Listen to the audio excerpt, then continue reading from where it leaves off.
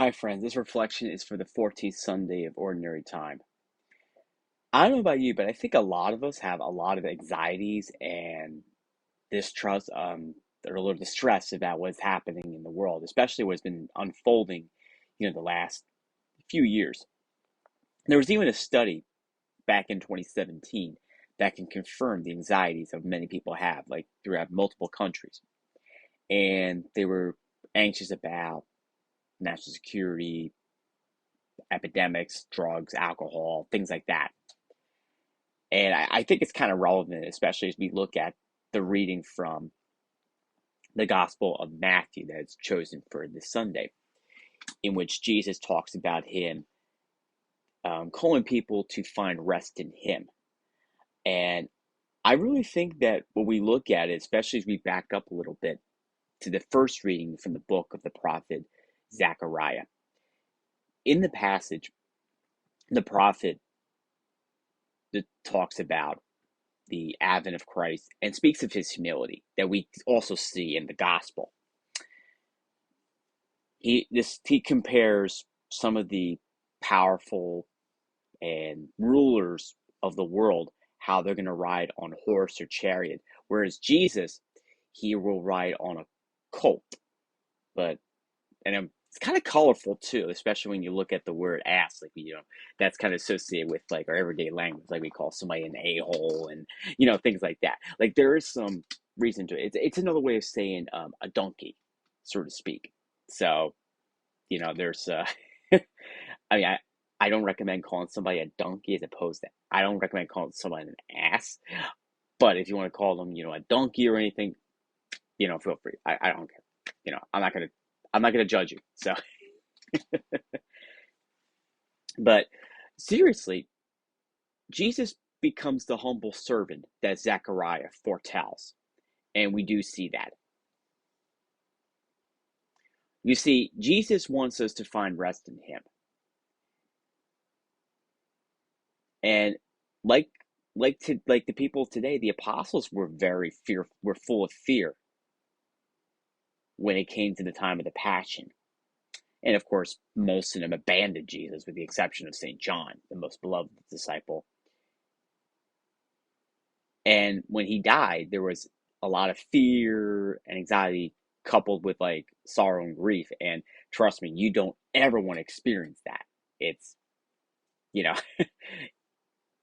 it's not a pretty thing, believe me. And if any of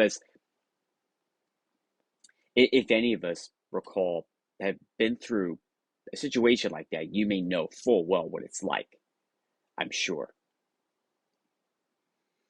St. Augustine once had a quote, once said, "Our hearts are not restless, Lord, until they rest in you."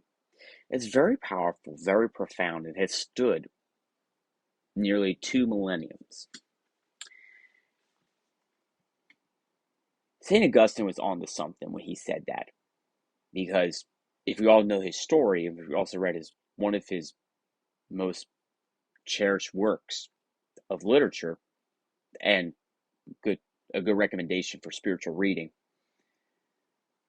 we're anxious, we're fearful, we are going around, chickens without a head, so to speak, or we're like not sure how we're going to face the problems of today. But St. Augustine knew. And I think what St. Augustine tells us is that we have to place our trust in God. We have to place our restless hearts before Jesus. Because through Jesus, he gives us rest. And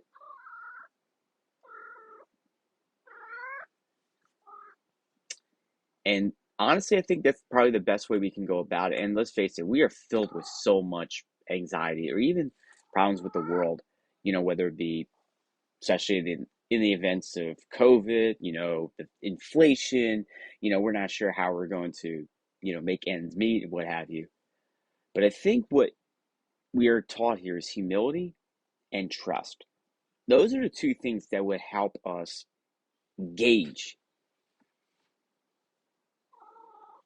the counter gauge, so to speak, against the problems of the world. So, friends, place all the anxieties, all of your fear before God, and He will give you rest because we want to rest in God, have our hearts rest in Him. And it's going to take a lot of humility because, let's face it, the opposite of humility is pride. And, we can just go like this and say, oh, I don't need help, or nothing's going to happen to me. But I think it takes great humility to understand that, like we're human, we tend to fail at things, and we do need to rely on God. So, are we ready to place everything before the Lord? Are we ready to follow Jesus, who would give us rest as after labor in the field?